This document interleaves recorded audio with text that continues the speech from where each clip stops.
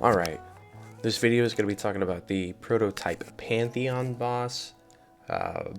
Just a couple key points I think of whenever I think of this fight. So, we have 4 bosses, all resembling the different Covenant leaders. If one of these bosses goes down to 50%, which in Phase 1 is the Necrolord and Carrion boss, then they'll transition to Phase 3. Or Phase 2, my apologies. It doesn't matter if the Carrion is at 65% and the Necrolord is at 50%, they're going to swap. So the idea is to get each boss as close to 50% as possible before going into the next phase. In Phase 2, you're going to have the Venthyr and the Night Fae bosses. Again, the same exact premise. Try and get them both to 50% as close as possible, as soon as possible, in order to trigger Phase 3. Phase 3, all 4 of the bosses come down at the same time, which is going to be a clusterfuck of mechanics, which is why it's very important that we get the least time in this phase as possible, which is why we need all 4 bosses to be at very, very closely to 50% as possible whenever we enter this phase. Okay, so going into Phase 1, like I said, is the Necrolord and the Carrion bosses together. They kind of work side by side with each other on this one. The Necrolord, he'll summon 4 adds. He'll cast Necrotic Ritual and summon 4 adds on each side of the platform, which I will denote as these adds right here. Boom, there you go. What these guys will do is they'll summon an ever-expanding pool, starting from the middle, all the way till, you know, it covers the entire platform, if you guys don't kill it fast enough. So, the way to stop the channel is by killing all of these adds one by one. The idea behind this positioning that I have here is to, 1, make it a really easy 3 cleave for these melee DPS over here. That should allow these ranged to attack this boss, this ranged to attack, or not, apologies, not this boss, this ad. This range should be able to attack this ad, this range should be able to attack this ad, while these melee can go ahead and swing on over here to attack this ad.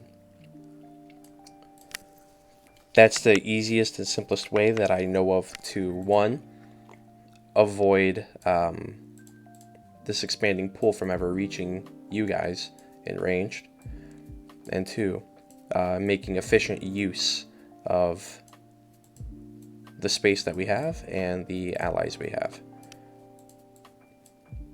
So, those guys get killed, that mechanic's done with, fantastic, I'll put those back there.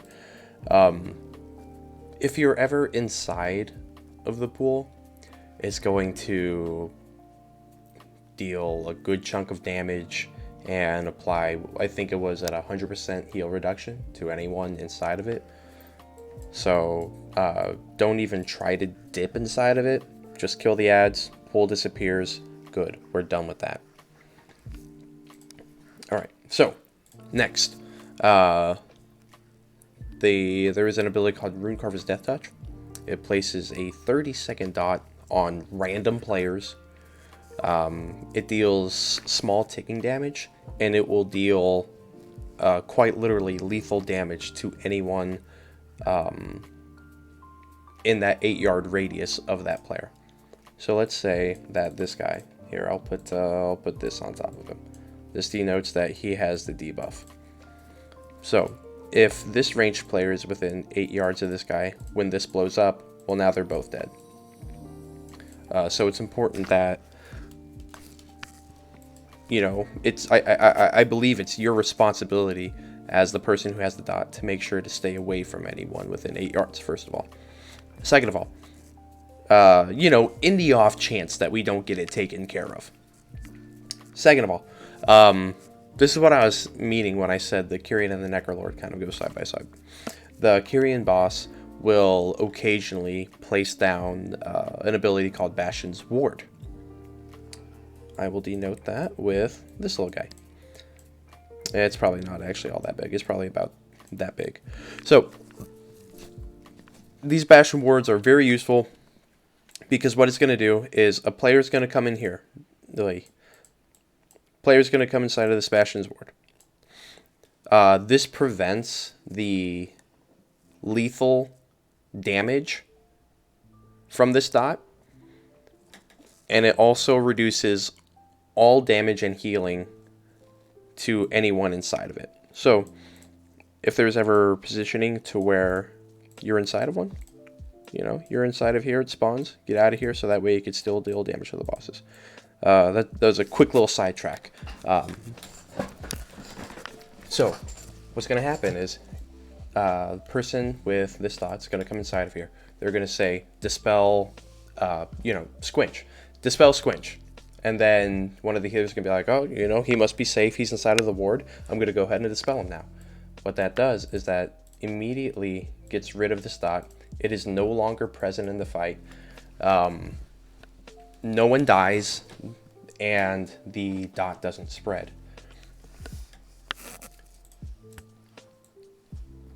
And the shield dissipates with it. I believe there will be a time where there will be, you know, multiple wards and multiple of these dots. So we're going to have to try and manage that as best as we can. If one person goes inside of a ward and you have a dot on you as well, make sure that you do not go to the same ward, because once that gets dispelled, this Bastion will disappear and you will call for a dispel and you will be fucked. You will die and you will spread that dot to the nearest player. Whenever it spreads, I don't think there's a range limit. It'll just go to the next one.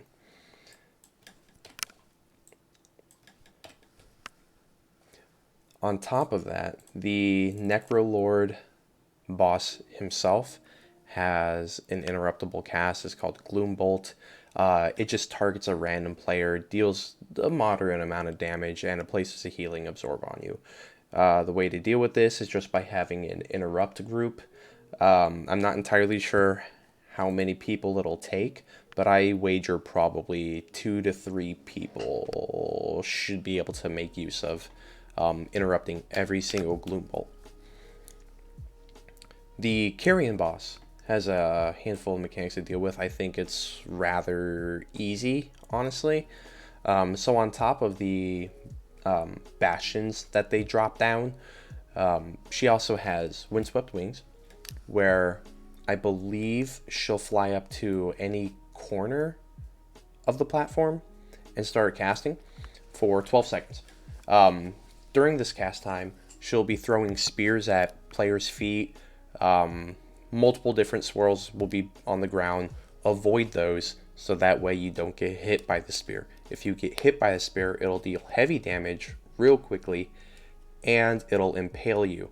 Very similar to what was it, like Sylvanas' arrows that she throws on the ground, except it only happens if you get hit by the spear. If you get hit by the spear, then a spear will show up and players will have to focus those down in order for you, because otherwise you and anyone else close by will get impaled and stunned. So just, don't get hit by it. On top of having to dodge these spears, she's going to cause a winds to push you back and deal damage every second. Again, for 12 seconds. This might be a good time to use a healer cooldown. Maybe if someone wants to start casting Tranquility or something, just so that we make sure that we have something rolling while we're trying to adjust our positioning. The Kyrian boss has the tank mechanic for phase 1 called Humbling Strikes. It's very simple. It's like aside from positioning, it's the only thing tanks have to worry about in phase 1. It deals a shit ton of physical damage and increases the damage you take by Humbling Strikes by 100% for 40 seconds. On top of that, 30% of the damage inflicted radiates to all other players in the raid. So what you want to do is save your defensive cooldown, use that, and then Taunt Swamp.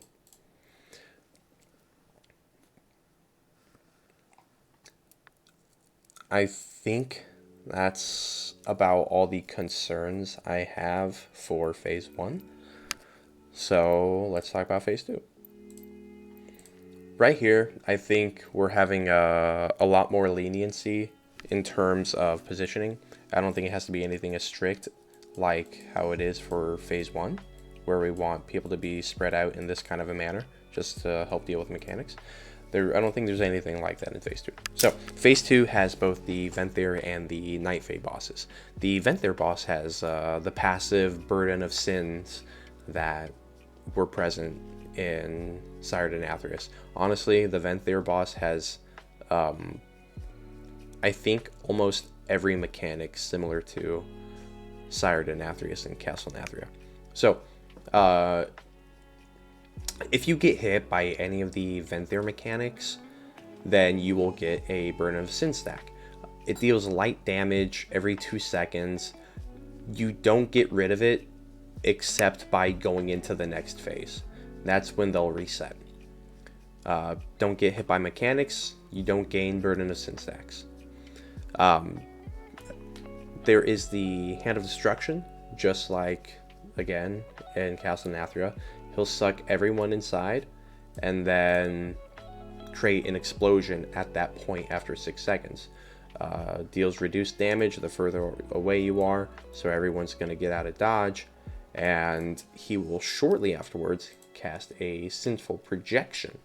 I believe this is very similar to Season 1 Prideful Affix, where it sends out 4 waves of sin in each cardinal direction.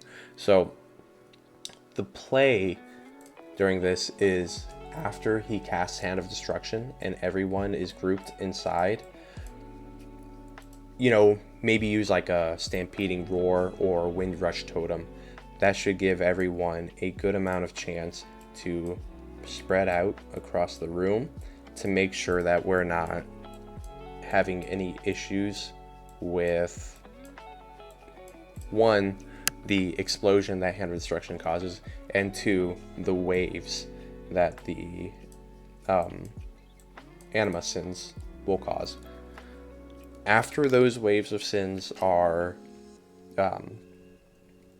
cast and you see them throughout the floor, try your best to get back to position, or if we need to readjust positioning, like if we need to readjust over here, then that will be fine.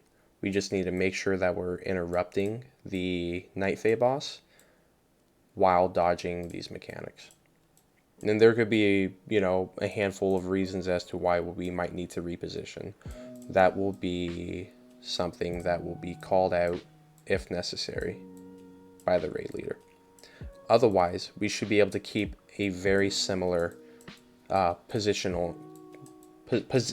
very similar positioning. If you get hit by the, you know, four cardinal sins, then you'll get knocked up, stunned, damaged, and then gain a stack of the Burden of Sin, like I was talking about. Other than that, I think he just does a classic tank buster. Racking Pain, again, just like the Denathrius, he's going to send out a frontal line in front of him. It's going to deal a decent amount of magic damage, and then to anyone in front of the boss, when he casts this, is going to apply an increasing overall damage taken debuff by 25% for 40 seconds. I would recommend off the get-go swapping after 1 stack. If that proves to not work or not deal too much damage, then we could try to increase it to 2 stacks and then see how that works out. But I would recommend starting at 1 stack and seeing if that's a good fit for us. Otherwise, we'll just go to 2. something to note, I don't know how important or useful this will be, because it'll be relevant for phase 3. I just don't know how relevant. The necrotic ritualist that the Necrolord spawns, they'll also take the 25% damage taken debuff by racking pain.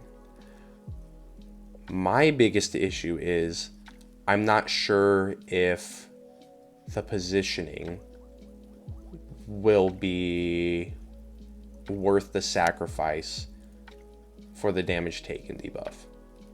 It might be, because of the lack of testing. We might just have to figure that out if by phase 3 we're not killing the ads fast enough. We could probably make it something similar to the, the Remnant of Nerzul and his beam. If it comes to that, then we'll just play it just like we did on Remnant. All right, cool. So for the Night Fae, because it is the Venthyr Night Fae, we should have the same interrupt order to stop her animal bolts. It deals damage and puts a dot on whatever random target she hits. On top of that, she has a Wild Stampede. It's just spirit critters that run throughout the room.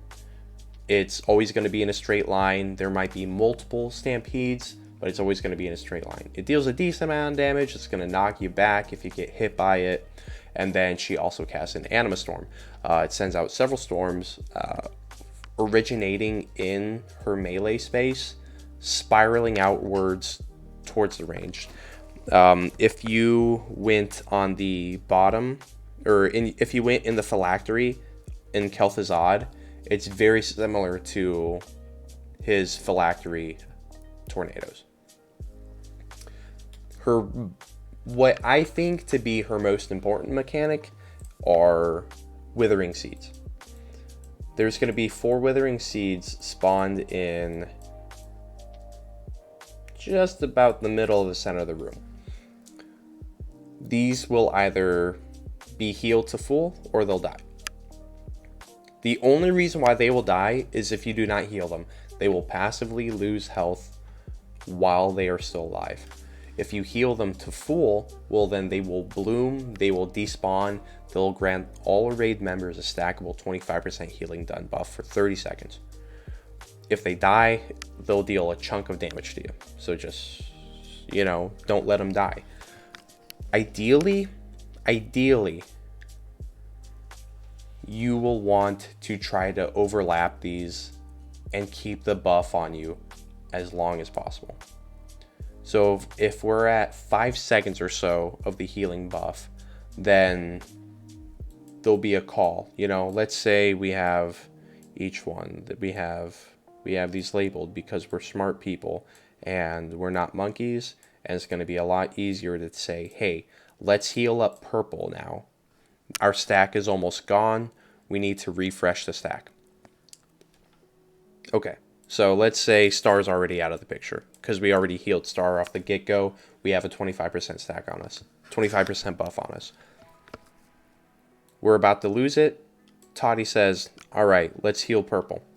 Excellent. Purple's already at full, and now we have a 50% increase healing buff for another 30 seconds.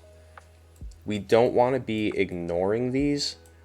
We probably want to passively heal those, whether it be through random AoE heals or through HOTS. But we do not want to try to trigger these too early. Let's say we get back down to 5 seconds. Toddy calls the heal orange. All right, now we're at 75% healing increase buff for 30 seconds, and then 100% with green being healed all the way through. That's the way that mechanic works. That's actually all of the mechanics. Some of these bosses seem more hands-on than others. Like, I think the Necrolord and Venthyr bosses, I think those are probably the most annoying. Kyrian is pretty much a tank buster. I don't really care too much about her mechanics. I think they're mostly ignorable because it's either you literally have to deal with the mechanic due to it just being passive damage, or you run out of it.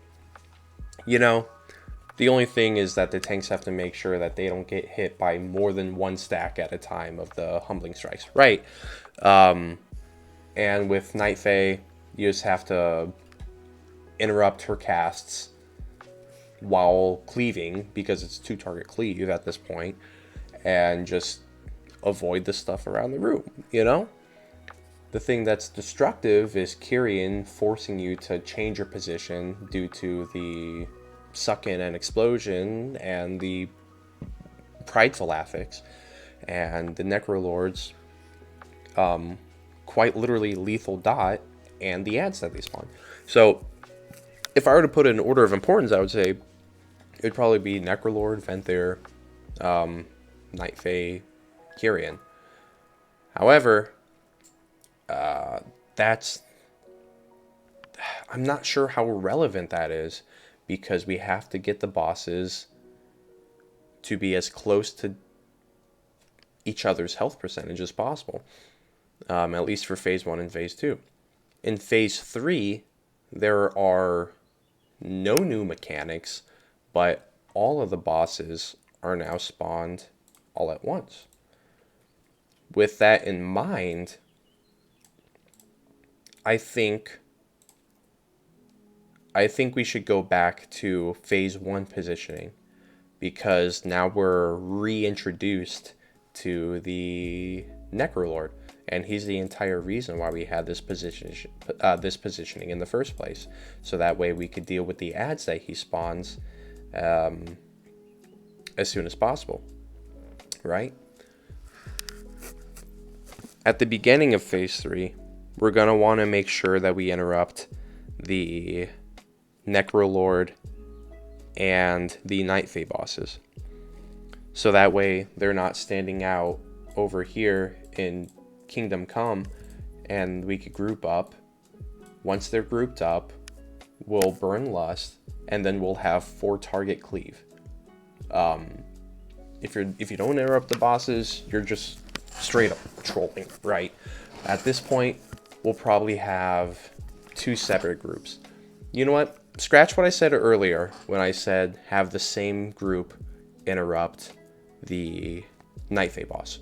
We'll have one group specifically for Necrolord and one group specifically for the Night Fae boss. This way, there's no confusion, and we know exactly what our priorities are, right? So, all 4 bosses are together in Phase 3. We burn Lust. We're killing them as fast as we can, and we're having so much fun looking at how high our numbers are on the meters. The issue that I'm having is that we have to have all 4 bosses die within 20 seconds of the first boss to reach 0 HP. Right? So let's say the Necrolord boss, because I think I hate dealing with his mechanics the most.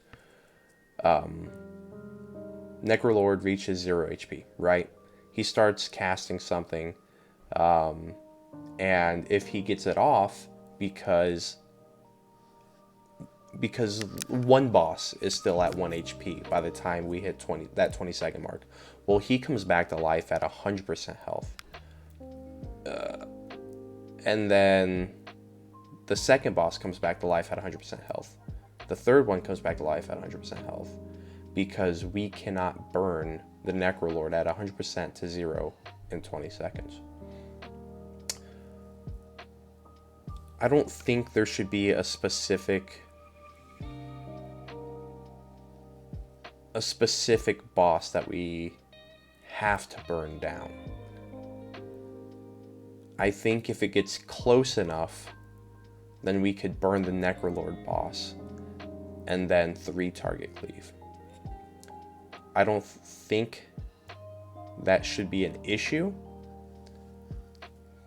but just listen to the raid leader, He's gonna call out if something needs priority.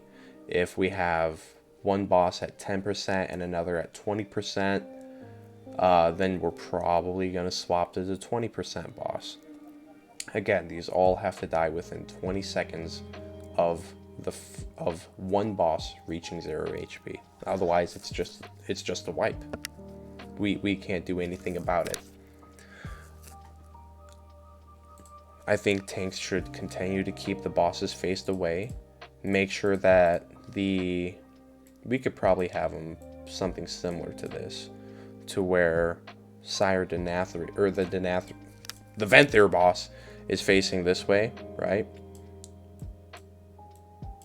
So that way his tank mechanic, the damage increase, goes this way.